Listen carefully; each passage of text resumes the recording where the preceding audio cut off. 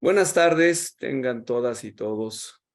Les damos la más cordial bienvenida a este webinario sobre economía circular y energía, es decir, cuál es el avance, cómo vamos en los ODS 7 dedicado a energía accesible para todos y 12 producción y consumo responsable, las relaciones que hay entre estos dos objetivos de desarrollo sostenible.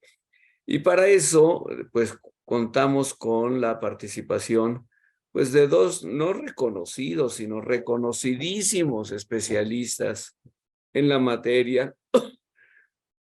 Para nosotros, la iniciativa sobre los objetivos de desarrollo sostenible es un gran gusto, pues, darle la bienvenida no solo a colegas, sino a amigos con los que ya hemos trabajado y esperamos seguir trabajando en los próximos meses y años.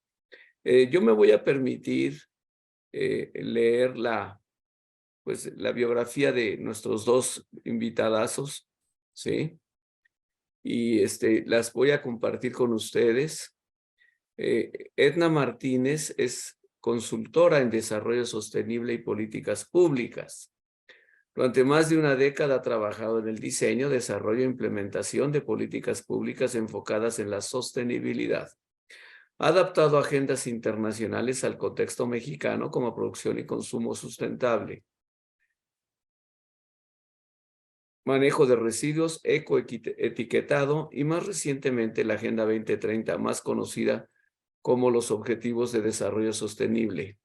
Edna, trabajó en la Secretaría de Medio Ambiente y Recursos Naturales por más de 5 años, donde desarrolló una estrategia nacional y un programa especial de producción y consumo sustentables.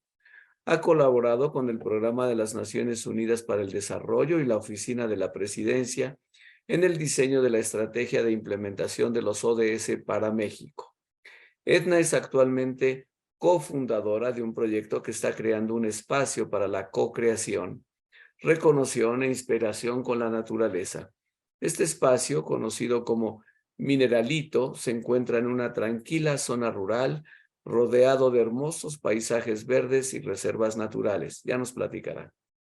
Luis Serra es decano asociado de investigación y desarrollo de la Facultad de la Escuela de Ciencias Sociales y Gobierno y director ejecutivo de la Iniciativa de Energía del Tecnológico de Monterrey. Representa al TEC de Monterrey ante la Comisión de Estudios del Sector Privado para el Desarrollo Sustentable, CESPEDES.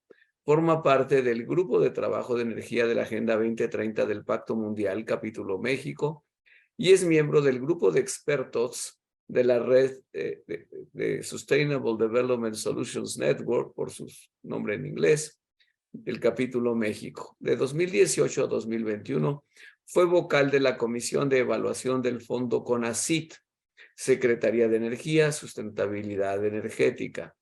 De 2016 a 2019 participó en la Junta Directiva del Instituto Nacional de Electricidad y Energías Limpias.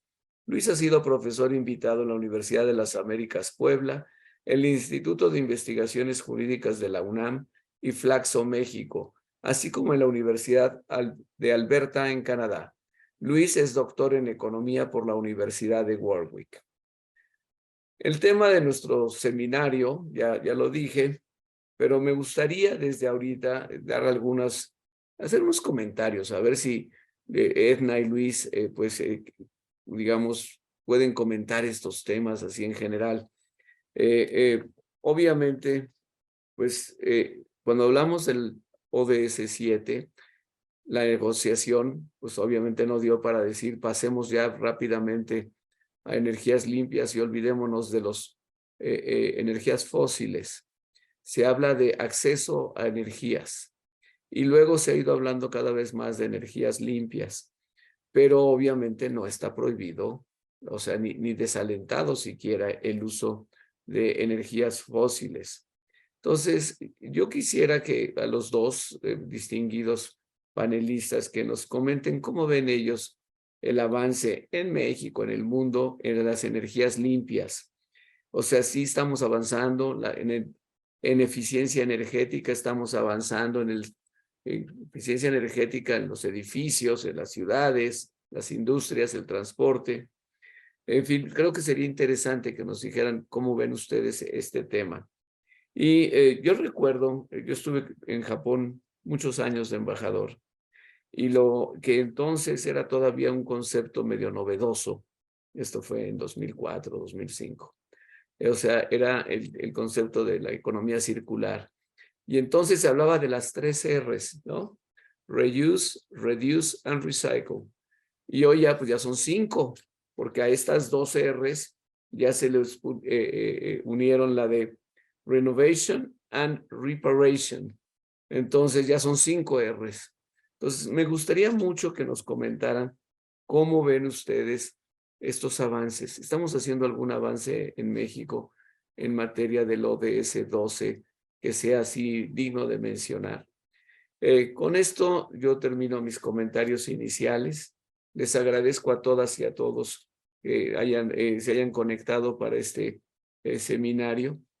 Y sin más, pues le voy a dar la palabra a Edna Martínez para que nos haga su presentación y a ver cómo ve ella estos temas. Tienes la palabra, Edna, y muchas gracias por estar aquí nuevamente. Muchas gracias, embajador.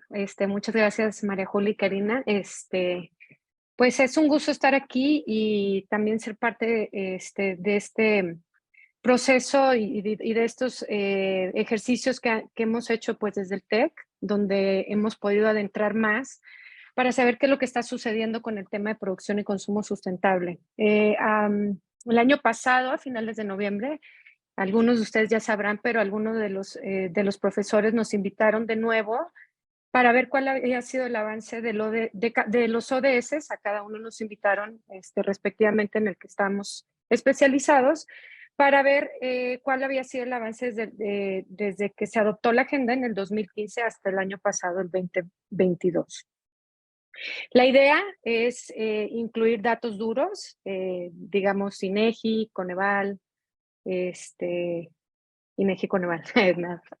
Y fue un ejercicio realmente muy interesante porque, como ustedes saben, los gobiernos tienen derecho a hacer un reporte voluntario donde van y presentan ante Naciones Unidas por ahí de junio o julio más o menos y dicen en qué han avanzado, ¿no? Pero no hay un formato específico, aunque, como ustedes saben, los ODS, cada uno tiene sus metas y sus indicadores, ¿no? Y creo que el tema de los indicadores también es algo que ha ido avanzando y ha ido cambiando, y es muy interesante porque cuando recién salió eran mucho más sencillos de lo que ahora están buscando medir, ¿no? Entonces, como mucho más claro, pero claro, pues ya a la hora de medir un indicador, la metodología es muchísimo más robusta que lo que viene en la agenda publicada de aquel 2015, ¿no? De ese septiembre donde se adoptó esa agenda, ¿no?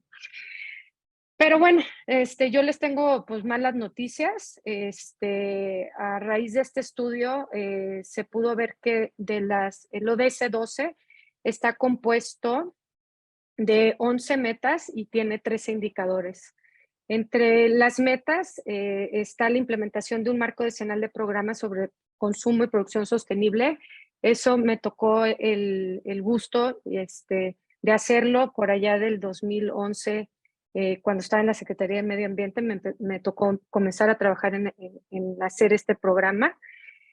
También hay otra meta que habla sobre la gestión sostenible de los recursos naturales. La otra meta es sobre reducción del desperdicio de alimentos, la gestión ecológicamente racional de los productos químicos y desechos, la reducción de generación de desechos, la adopción de prácticas sostenibles por parte de empresas, la promoción de adquisición de públicas sostenibles, la promoción de información y conocimiento sobre desarrollo sostenible, el fortalecimiento de capacidades científicas y tecnológicas en países en desarrollo, el turismo sustentable y, finalmente, la eliminación gradual de subsidios de los combustibles fósiles ineficientes, que aquí va a tener un poco de relación con el otro de ese que se va a hablar en un momento. Entonces, de estos 11 metas, solo se pudo encontrar información de datos duros de dos, del tema de residuos y el tema de la implementación de tecnologías eficientes, ¿no? El primero, el de residuos, se sacó del INEGI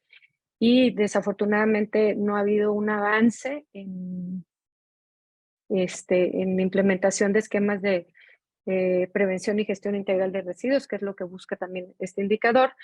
Y el otro fue sobre el fortalecimiento de capacidades científicas y tecnológicas en países en desarrollo, que su indicador lo que busca es qué tanta tecnología se ha implementado en el uso en energías renovables, ¿no? Y para mi sorpresa, y a lo mejor sorpresa de algunos, este sí ha incrementado a paso constante, ¿no? Muy a pesar de lo que sabemos que ha estado pasando con la ley de transición energética y todo lo que se ha detenido, sí ha habido un avance afortunadamente, ¿no? De ahí, de esas 11 metas, las otras 9 no hay avances. Bueno, a lo mejor es muy atrevido decir que no hay avances. No hay información con la cual constatar que hay avances. Digamos que de una manera, primero, podríamos decir que varios de los indicadores te piden que hayan políticas públicas implementadas, lo cual las hay, como por ejemplo en el tema de educación ambiental, que hubo un gran cambio en el tema de la cuestión en la Ley General de Educación, que se incorporó el tema, pero bueno, estamos justo en la primera parte, ¿no? Porque como ustedes saben, una política pública no es nada más sacarla y publicarla, sino que tenga todo un ciclo de vida donde se hace la política pública, se mide y se hacen cambios y se sigue continuando con esta, ¿no? Entonces, esa es una de las que pudieran ser más prometedoras. Y fuera de ahí, pues les puedo decir que el resto están bastante olvidadas, ¿no?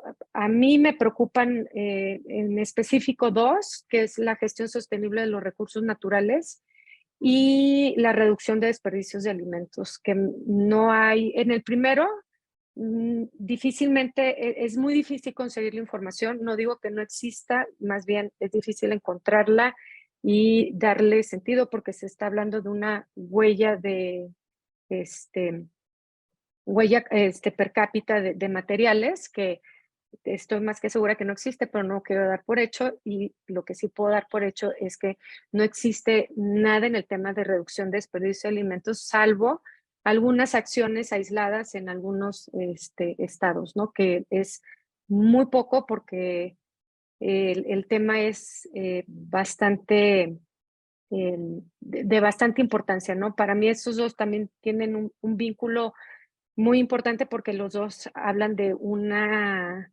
extracción y una, em, pues un gran impacto a la tierra, ¿no? Entonces, si no hacemos algo en este tema de seguir empujando, que se apliquen, que se hagan marcos institucionales, legales en algunos y en otros que se sigan empujando las políticas públicas que son necesarias, entonces este ODS y todo lo que tiene que ver con economía circular y producción y consumo sustentable va a ser un total fracaso en México. Pero bueno, como dicen, consuelo de muchos, desafortunadamente en casi todo el mundo la situación es algo similar. Pensaría a lo mejor que el tema es complejo para todos, ya que es uno de los más transversales, tiene incidencia en muchos ODS también, y quisiera pensar que es la complejidad de los temas y del alcance de este ODS que hace que su implementación se vea tan poco reflejada.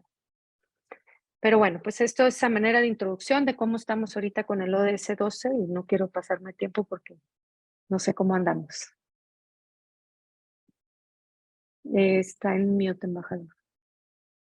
Perdón, Edna, muchas gracias. No, está muy bien como, digamos, un comentario inicial, pero te vamos a hacer todavía pedir que vuelvas a tomar la palabra más adelante.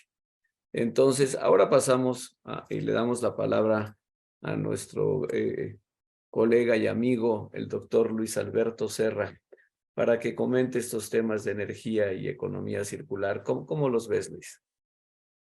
Pues primero que nada, muchas gracias, embajador, por la invitación. Gracias a ti, a tu equipo, también a Susana por organizar el evento y un placer estar compartiendo la mesa de discusión con Edna. De igual forma, el tema, digamos, o los tres elementos que están centrados alrededor del ODS 7, hay que recordar que se trata de garantizar el acceso universal a energía asequible, segura, sostenible y moderna. ¿Y qué implica esto? Pues básicamente implica tres cosas. Implica transición, que sí es una desfase, separación del uso de fuentes fósiles de energía. Implica también usar mejor la energía, ahí es donde entra tu R de reuso, ¿no? Usar mejor de alguna manera esta energía, ser más eficiente, reducir la intensidad energética. Y la otra tiene que ver con hacerla llegar precisamente a aquellos que están en condiciones más difíciles de acceder a esta energía. Y ahí, a nivel global, en promedio, pues ha habido avances notables. Evidentemente hay disparidades muy notables en algunas regiones. Tenemos casos donde países con una alta ineficiencia energética han hecho drásticos avances en términos de moverse hacia una eficiencia energética mayor en el principal consumidor de energía en el mundo, que es China, pero también tienes casos como países evidentemente con rezagos económicos importantes en África, en Asia, donde pues realmente no ha habido avances importantes. Y luego tienes casos extraños como el de México. México es un país que con una de las, digamos, disponibilidades de usos, de fuentes de energía renovable más notables a nivel mundial y con un esquema institucional que nos otorgó la reforma energética de 2013, pues pudimos tener una pequeña visión de qué pudo haber pasado si realmente después de 2018 no hubiéramos decidido tirar por la borda las posibilidades de utilizar esas fuentes renovables. Y si me permiten brevemente, les voy a compartir nada más para que puedan ver, a manera de resumen, lo que considero pues, son los avances de estas 5 metas del ODS 7 y los 6 indicadores que tiene asociados. Recuerden, la primera meta tiene que ver justo con el acceso a la electricidad y el acceso a combustibles limpios para cocinar. Entonces ahí lo que estamos hablando es dar cobertura universal del servicio eléctrico. Eso no lo hemos logrado. Todavía hay un pequeño porcentaje de la población, pero que si tú consideras ese pequeño porcentaje en un país tan grande como México, pues estás hablando de al menos, no, o no menos, de 2 millones de personas. Y ojo, esto no está hablando de la calidad del suministro eléctrico que tienen las demás personas, porque si a eso le sumas este pedazo que no mide el ODS, hay un reconocimiento público por parte de la Comisión Federal de Electricidad que al menos 5 millones de personas tienen calidad de acceso a suministro eléctrico bastante baja e equiparable a la que tienen personas en condiciones, por ejemplo, en países en África y en África subsahariana. Entonces, estamos hablando que aquí hay un rezago que no refleja bien esto de ese, pero que además está estancado en el tiempo. Si tú lo pudieras ver cómo se ve en el tiempo esto, se ve de esta manera.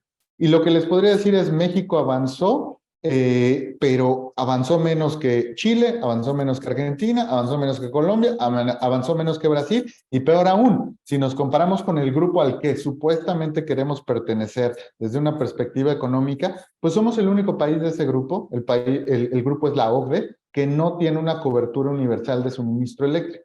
Entonces, en definitiva, aquí estamos estancados.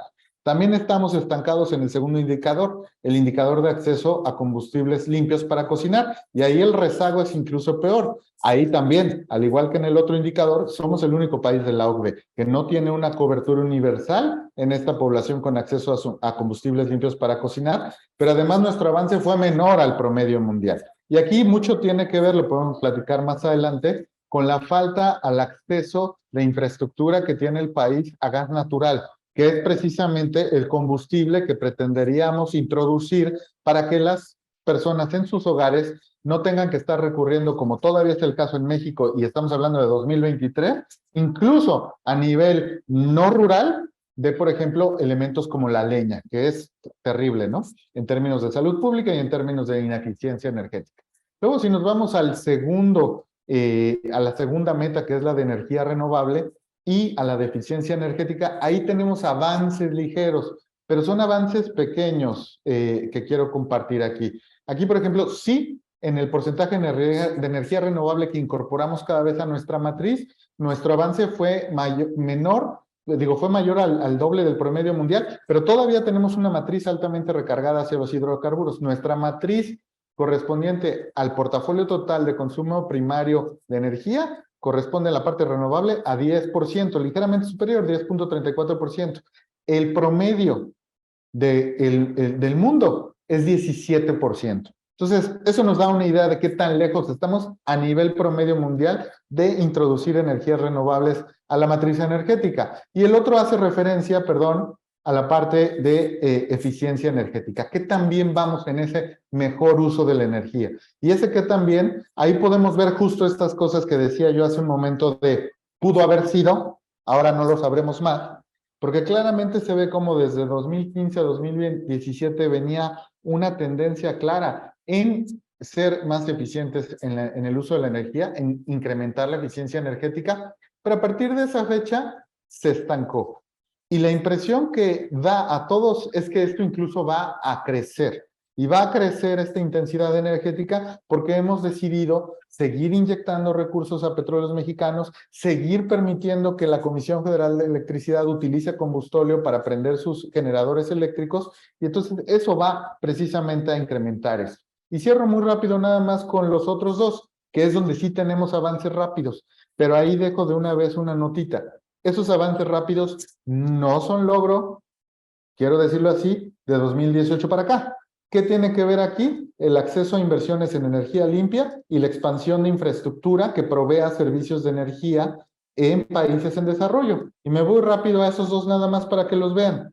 Esto es una tabla con los millones de dólares en inversiones para energía limpia, y ahí evidentemente ese 2015, 2016, 2017 refleja todavía la reforma energética y todo ese flujo de inversiones que llegaron vía las subastas de energía de largo plazo que se convocaron a través del Centro Nacional de Control de Energía, y que después en 2018 todavía hay una inversión notable, 2019 sigue ahí, esos todavía había la expectativa de que pudieran respetarse, pero si tú empiezas a observar datos que todavía no están validados por SDG Tracker, sino que más bien son datos que todavía tienen que correrse una validación, al menos hay la expectativa que esos ya cayeron del lugar, simple y sencillamente por el hecho que México ya se volvió un lugar inhóspito para las inversiones en energías renovables, según lo reporta también este reporte de EY, donde se hace un listado de los países más atractivos a nivel mundial, de los mercados más atractivos a nivel mundial para energías renovables. Y por último, y con este cierro mi comentario,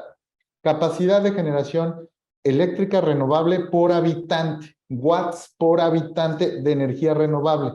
Ahí, por ejemplo, Chile, pues está lejísimos de nosotros. Ellos tienen el triple de capacidad de energía renovable por habitante.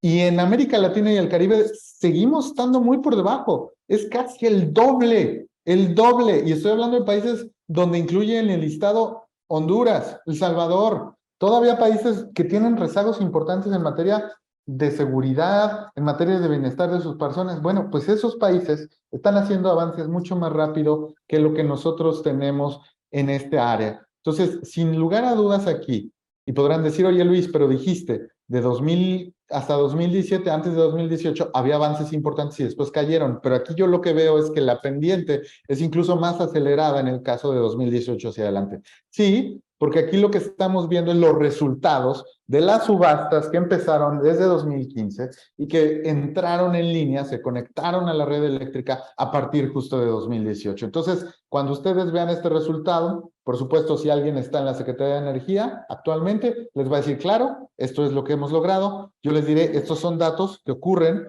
porque son proyectos que ingresaron vía las subastas de largo plazo de la reforma energética y que entraron a generar energía renovable en 2018. Entonces, ese es el resultado.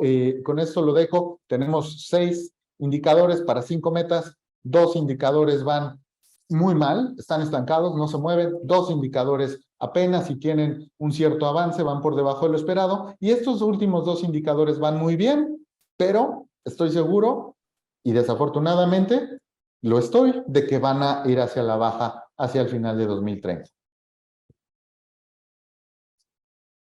Pues muchas gracias, Luis. Con este optimista panorama que nos presentas, podemos tener un muy buen intercambio de opiniones. A ver, Edna nos dice, la verdad es que para medir los avances de ODS 12, producción y consumo responsable, no solo en México, sino en general en el mundo, hay muchos problemas para conseguir datos sobre ese ODS. Eso incluso, para reforzar el punto que acaba de decir Edna, también lo tenemos en los informes anuales del secretario de Naciones Unidas sobre los ODS, donde siempre dice hay problemas para conseguir información confiable, actualizada, etcétera. Los países pues realmente no están midiendo a fondo los avances en ese ODS número 12, producción y consumo responsable. Y yo lo que te quería preguntar es, perdón, también me falta decir que en el informe de SDSN que se hace cada año sobre los Objetivos de Desarrollo Sostenible, está por salir el informe de 2023, vamos a ver cómo nos va.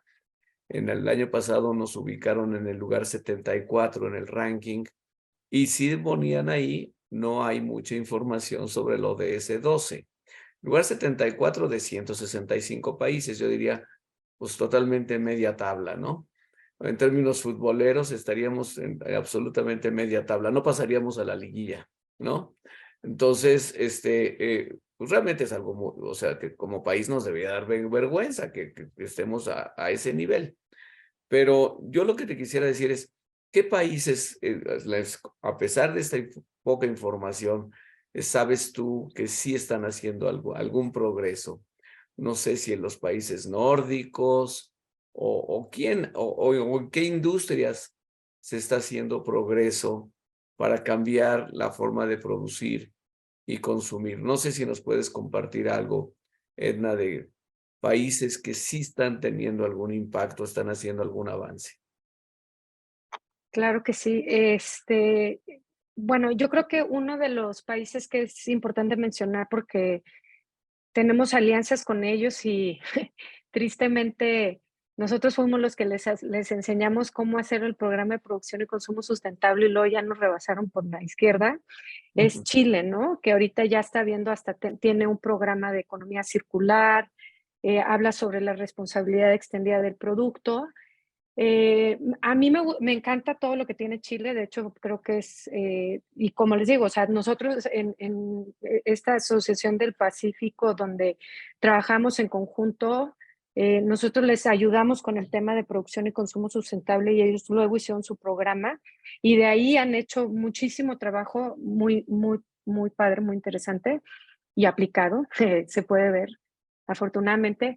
Lo que no he visto, pero es porque no he estado ahí y creo que es alguna parte, digo, sí he estado ahí últimamente, pero no me tocó ver, por ejemplo, el tema de coetiquetado, que creo que puede ayudar muchísimo. Y ahí va mi segundo ejemplo, que es otro país que sí conozco y que justo he hecho mucho trabajo en el tema del consumo, este, y es Alemania, ¿no? O sea, no lo dudo que Japón, Suiza, claro, tienen, o sea, Suiza sabemos que tienen de los mejores índices de reciclaje en el mundo y también los países nórdicos, pero el tema del consumo que tienen en Alemania con ecoetiquetados voluntarios y no voluntarios, o sea, es un trabajo magnífico, me parece genial. Claro, también trabajan en el tema de residuos, pero no, les falta también esa parte adicional para llegar a los modelos de Suiza, Japón o Singapur que en el tema de residuos están pues del otro lado, ¿no? Y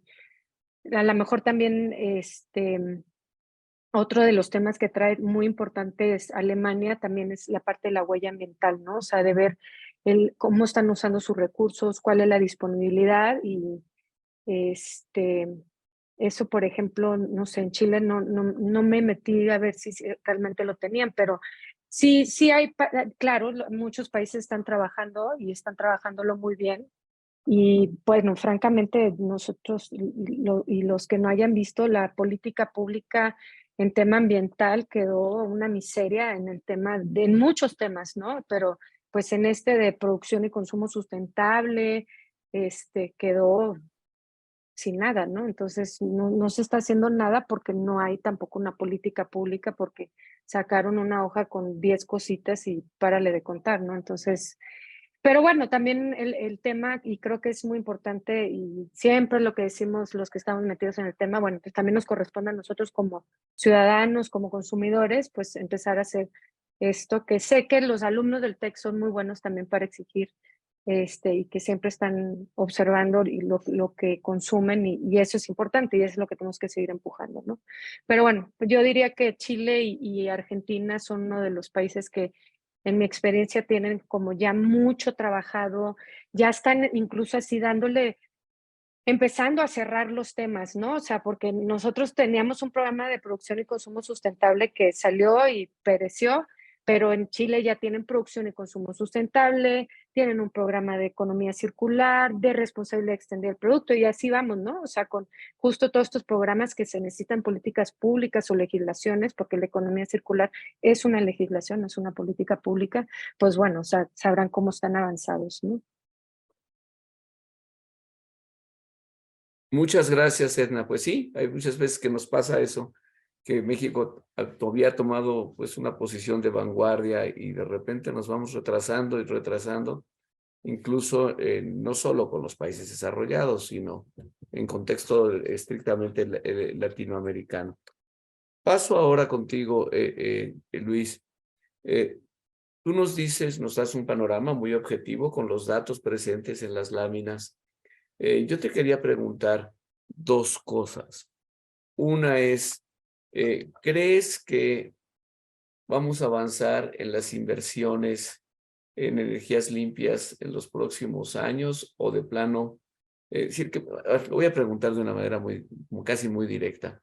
Las negociaciones que pues, evidentemente ha hecho el gobierno con empresas de Estados Unidos, de Canadá, en energía en general, ¿no?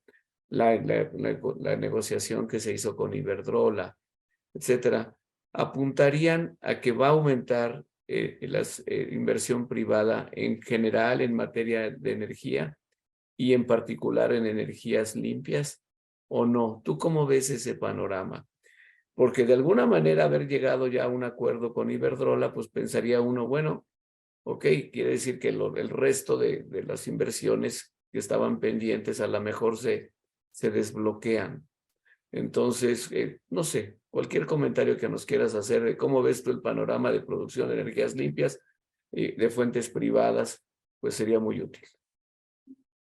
Sí, primero acotar el tema de Iberdrola. Lo de Iberdrola fue una venta, que de hecho Ignacio Galán, con toda su sapiencia de CEO top, de empresa top, hace porque su estrategia de inversiones para la empresa exige un proceso de descarbonización. Y ese proceso de descarbonización, que sí es efectivo a nivel global, los grandes fondos de inversión están queriendo inyectarle capital a empresas que sí buscan empujar la descarbonización. Entonces, Iberdrola lo que quería era eso. O sea, yo cómo me deshago de activos que no abonan a mi estrategia de descarbonización. Y encontró un comprador que dijo, pues yo compro caro algo viejo. Y ese comprador pues fue el gobierno de México a través de un fideicomiso público-privado que dijo pues yo quiero esas plantas de ciclo combinado. Que ojo, si esas plantas de ciclo combinado se utilizan para desfasar generadoras eléctricas de la Comisión Federal de Electricidad que usan o que generan electricidad a partir de combustóleo, pues está excelente, qué bueno. Pero la realidad es que pues es una estrategia que poco va a hacer para abonar a cumplir la meta de generación eléctrica renovable vía ODS 7 o que poco va a hacer para reducir las emisiones de gases de efecto invernadero del país. Va a ser mínimo el avance. Entonces, acotando eso de Iberdrola, yo creo que lo que sí va a suceder es que cada vez, y eso lo vemos más claro, la gran señal de por qué utilizar energías renovables es el precio. El precio es la gran señal que debería de estar tomando el que quiere ofertar energía al mercado. Y el mejor precio que puede haber para ofertar energía, el costo más barato de la tecnología, es la energía renovable, ya incluso por encima de ciclos combinados de gas natural. Entonces, en un escenario donde tienes fondos de inversión que están exigiendo que haya empresas que se muevan hacia esa descarbonización En un escenario, en un país donde existe el recurso de manera abundante, donde existen las condiciones para hacerlo, lo más fácil sería decir, pues, es el tipo de energía que vamos a utilizar. Mi gran duda, sin embargo, es las restricciones físicas del sistema. Y aquí es donde cobra importancia que este seminario o webinario se celebre con colegas ingenieros, porque la gran restricción que tenemos en México, más allá de la parte política, para incorporar energías renovables al sistema eléctrico nacional, es el diseño físico que tiene el sistema. Y ese diseño físico básicamente está hecho para conectar generadores de corriente alterna, no de corriente directa. Entonces, ahí es un gran problema, porque lo que necesitarías precisamente para incorporar más energías renovables a este sistema, pues son invertidores de corriente. Y esos invertidores de corriente no los ha querido incorporar la Comisión Federal de Electricidad, que es dueña de la red, o no es dueña ella, el Estado es dueño de la red, pero la opera la Comisión Federal de Electricidad y no ha querido hacerlo. Esa es la gran realidad. El estudio este que sacó el National Renewable Energy Laboratory, que está en REL, mejor conocido en Denver, ellos dijeron, oye, puedes hacerlo, tienes el potencial. Hicieron el estudio de factibilidad técnico-económica y básicamente lo que le dijeron al gobierno mexicano es nada más necesitas decidirte a poner estos sistemas para poder incorporar más generación eléctrica. Pero claro, lo más fácil es decir que no es conveniente y que el sol sale a veces y a veces no. Eso es lo que nos dicen los políticos, cuando en realidad, pues lo que observamos es que incluso en lugares con una alta prevalencia y mucha menor de nubosidad y mucha menor capacidad de irradiación solar, pues lo que tenemos es una alta generación eléctrica renovable, solar fotovoltaica principalmente. Entonces aquí la gran restricción que yo veo, más que política incluso, porque política eventualmente la vamos a superar cuando el costo político del gobernante, que ante la visión de todos quede clarísimo que lo más barato es sí generar electricidad a partir de renovables, cuando superemos eso, nos va a caer otra maldición. Y la maldición es tener que hacer esas inversiones de modernización en el sistema eléctrico nacional con un país que tiene restricciones presupuestarias importantes ocasionadas por 6 años de malos manejos financieros por haberle estado dando y generando tantos recursos perdidos en las dos empresas productivas del Estado, Pemex y la CFE. Y perdón por seguir siendo pesimista, embajador, a lo mejor vas a decir, pues ya no te vuelvo a traer, pero ese es el escenario que se observa. Al contrario, mi querido Luis, yo creo que así para eso estamos en la número uno en una universidad, la libertad académica y la objetividad. Bueno, pues estamos en la búsqueda de la verdad, ¿no? Me da muchísimo gusto que nos hagas este análisis y además comparto contigo digamos, este gozo de que están en este webinar no solo personas de la Escuela de Ciencias Sociales y Gobierno, sino que también tenemos ingenieros aquí. Paso ahora a formular una de las preguntas que se hicieron, están en el chat. Y Paola Rodríguez, pues pregunta a cualquiera de los dos, pero a los dos más bien, pero quizá quieras empezar tú, Edna. Dice Paola que ¿cuál puede ser la mayor limitante para no avanzar en los, yo me digo así, para avanzar en los proyectos de economía sustentable? ¿Cuál es el mayor limitante? Si nos faltan las leyes adecuadas o nos falta el presupuesto, es un problema educativo. ¿Qué dirías tú, Edna? ¿Cuál es hoy la mayor limitante para avanzar en proyectos de economía sustentable? Me queda duda a qué se refiere, a qué te refieres, Paula, con proyectos de economía sustentable. Estaría adivinando, pero creo que pudiera ser una cuestión a lo mejor técnica, ¿no?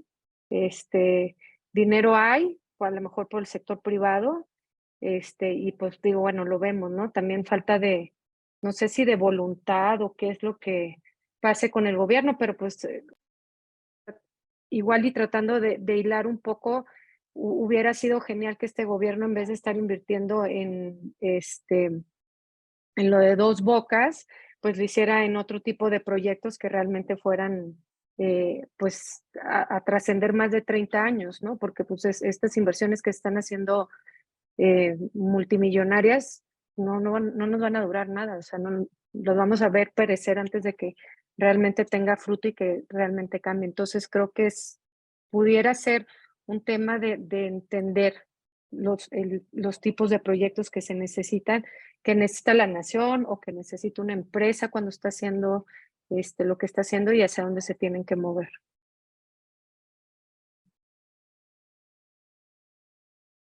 Y está en mute. Perdón, Luis, ¿tú quieres comentar algo sobre esta pregunta? Yo diría depende de dónde. En general, yo creo que la gran limitante que observo a nivel global es quedarnos con la idea que la transición energética es la que nos va a ayudar a mitigar el cambio climático. Es decir, lo estoy llevando fuera del ODS 7, lo estoy llevando hacia el nivel de si realmente, desde la perspectiva del sector energético, lo único que podemos hacer es la transición energética o la eficiencia energética sumada a la transición energética. Y yo creo que es corta esa visión.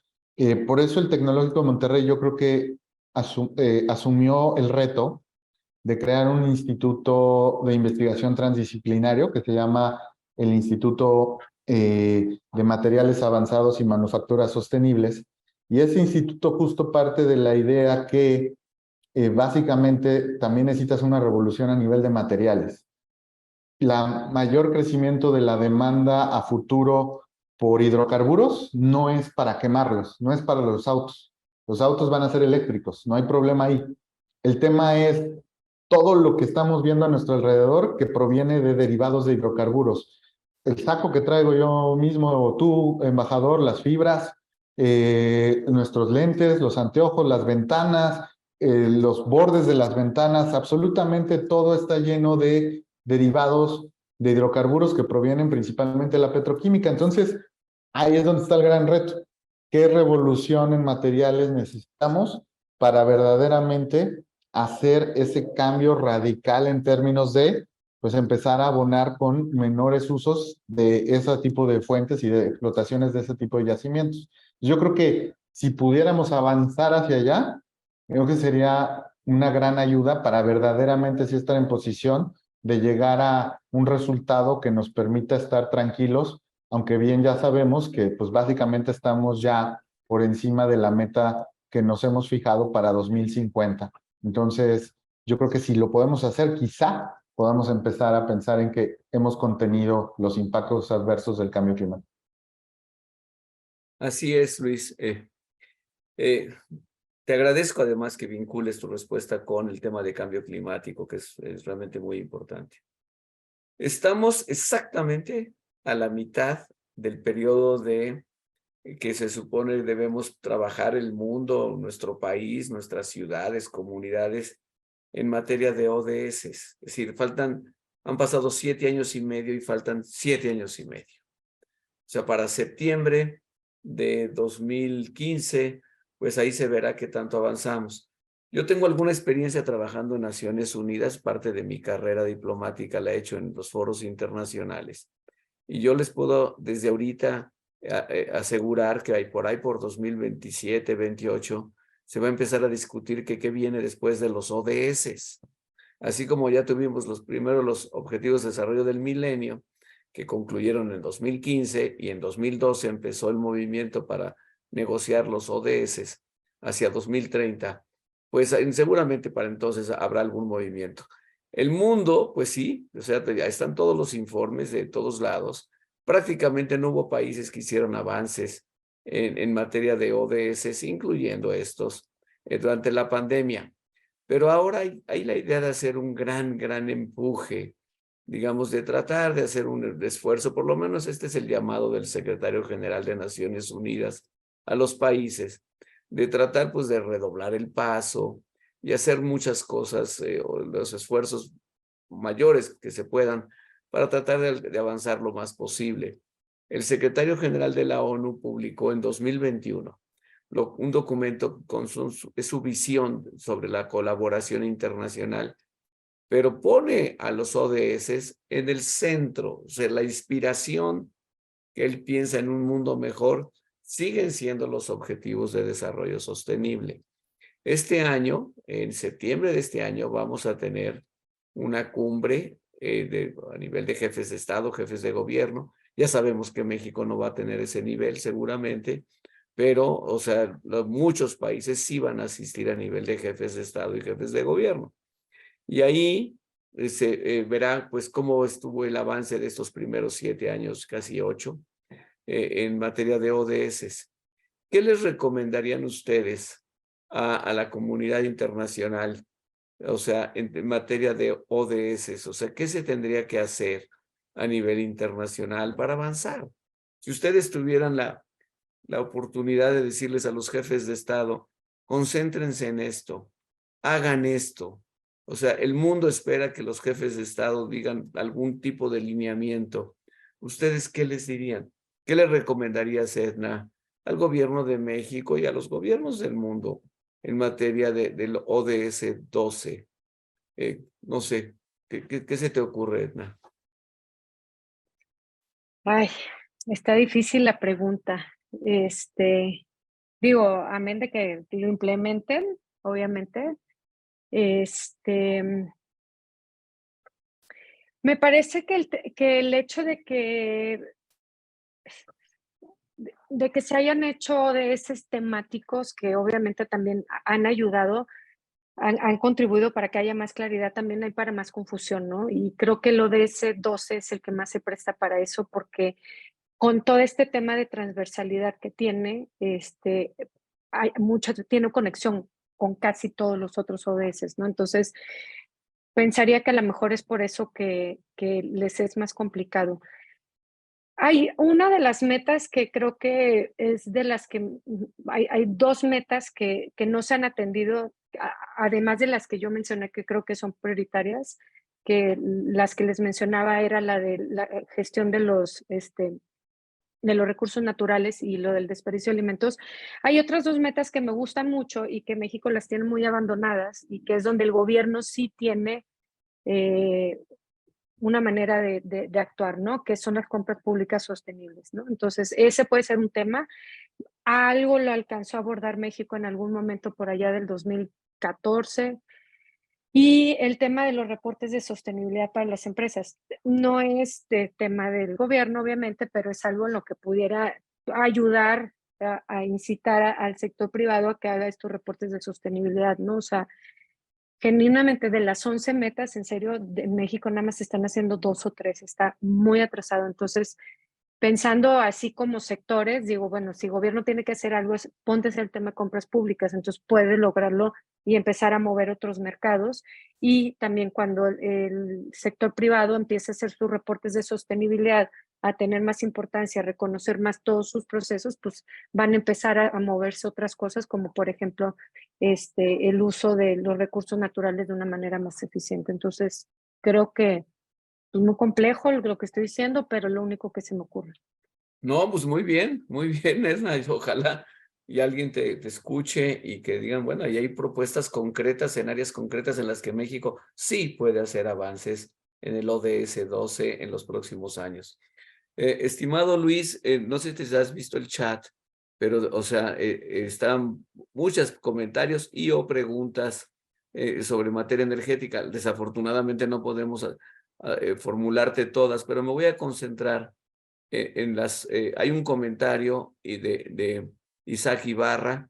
Yo veo que es más un comentario que una pregunta.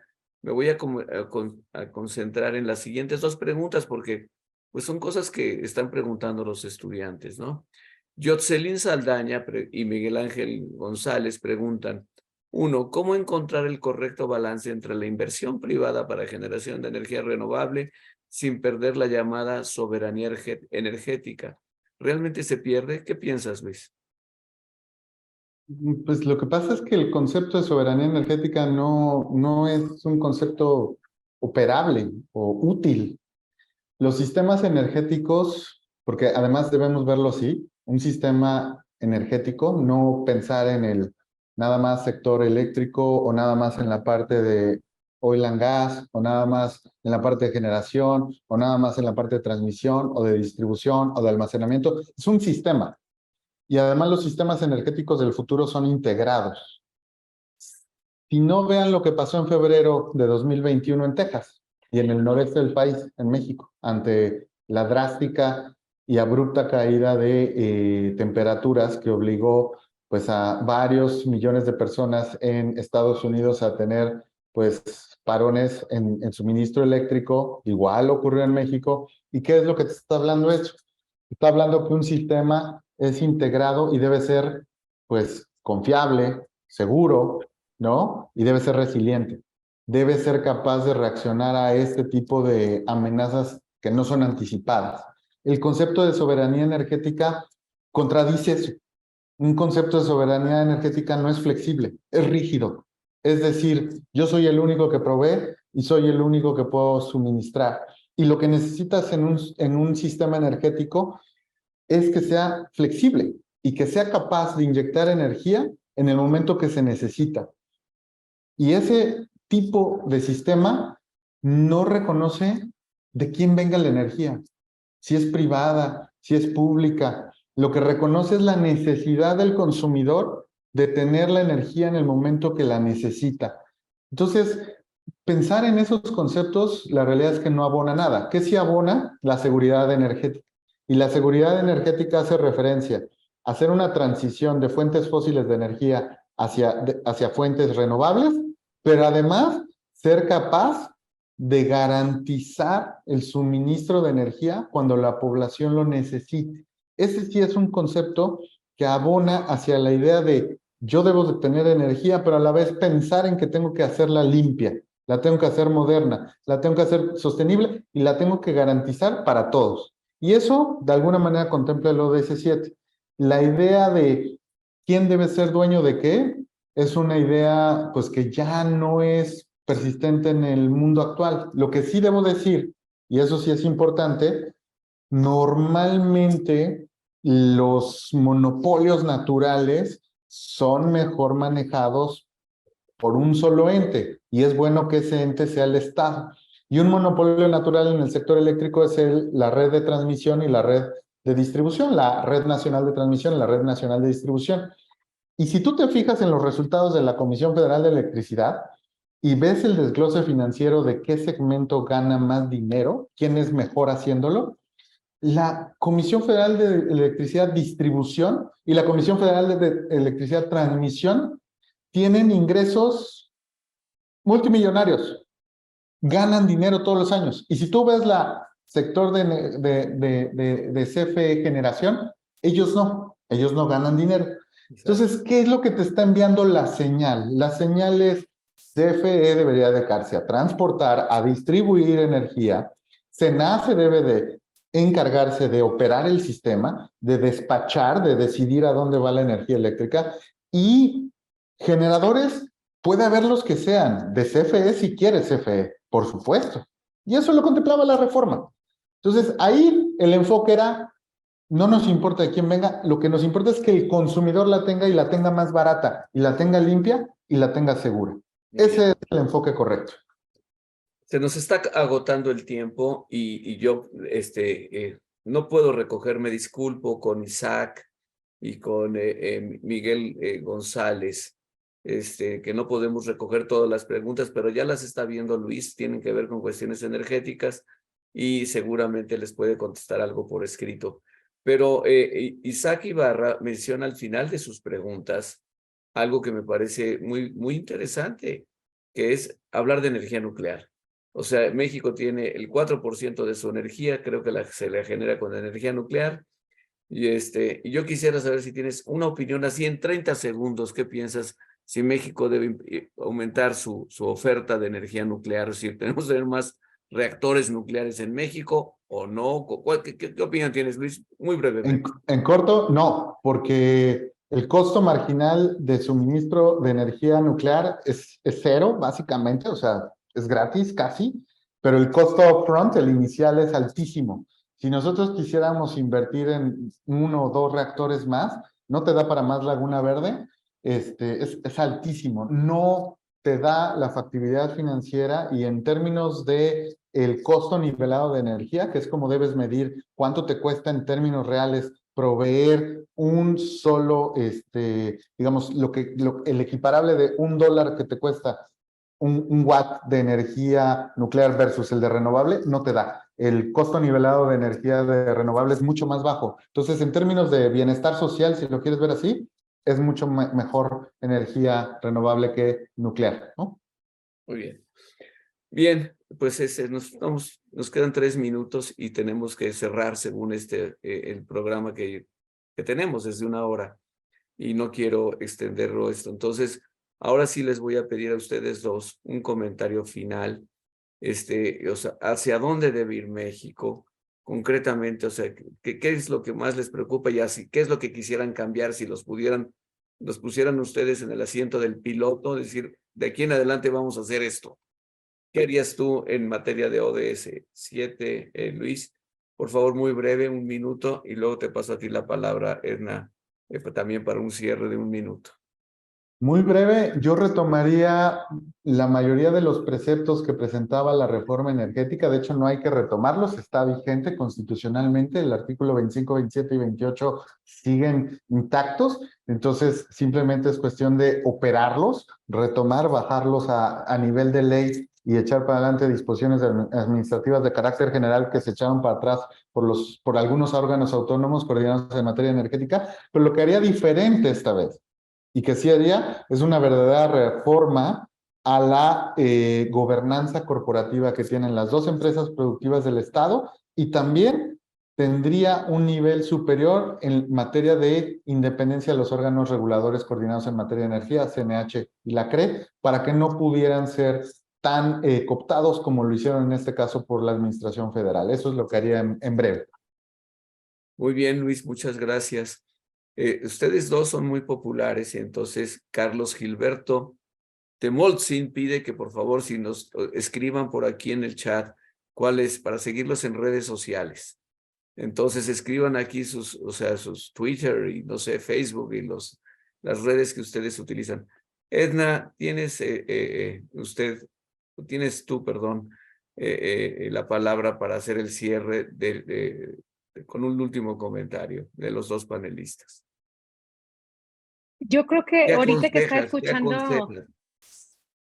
ahorita que está diciendo Luis de retomar, es cierto, México ya tiene muchas cosas, ¿eh? No es de inventar, no es de crear, es de retomar lo que ya teníamos hecho y darle un empujón, ¿no? O sea, había un programa especial de producción y consumo sustentable que estaban 7 secretarías involucradas, o sea, el tema estaba ahí puesto para echarse a andar y se echó a menos, ¿no? Entonces sería retomar lo que ya existe y darle dinero, porque aparte no tenemos tiempo para estar empezando a volver a hacer otras, inventar cosas diferentes, ¿no? O sea, también creo que en tema de sustentabilidad el tiempo es importante, ¿no? Lo que ya está invertido, lo que ya se tomó el tiempo, eso es parte de la sustentabilidad también, ¿no? El tiempo que le dedicamos a las cosas no se pueden nada más así despreciar porque pertenecen a uno u otro partido, ¿no? Entonces, sería retomar lo que ya estaba hecho y ponerle más recursos, que fue lo que le faltó en su momento, ¿no? Pues muchas gracias, Edna, por tu respuesta. Creo que los dos coinciden en lo esencial. Tendríamos que recuperar y usar realmente todo lo que tenemos, todo ese herramental jurídico, y las políticas públicas que estaban teniendo resultados y que lamentablemente se abandonaron. Pues hemos llegado al final de este webinar. Les quiero agradecer a todas y a todos su atención, su presencia, su asistencia. Ha sido un webinar muy exitoso. Le agradecemos mucho a Susana Martínez, que fue la inspiradora de este intercambio y que la verdad es que siempre son muy útiles escuchar a los verdaderos expertos en los temas y ver cuáles son sus preocupaciones, pero también sus sugerencias, sus propuestas. Y a ambos les agradecemos mucho que terminen con sus propuestas concretas. Yo les tengo una propuesta final. ¿Por qué no les damos un gran aplauso a nuestros panelistas?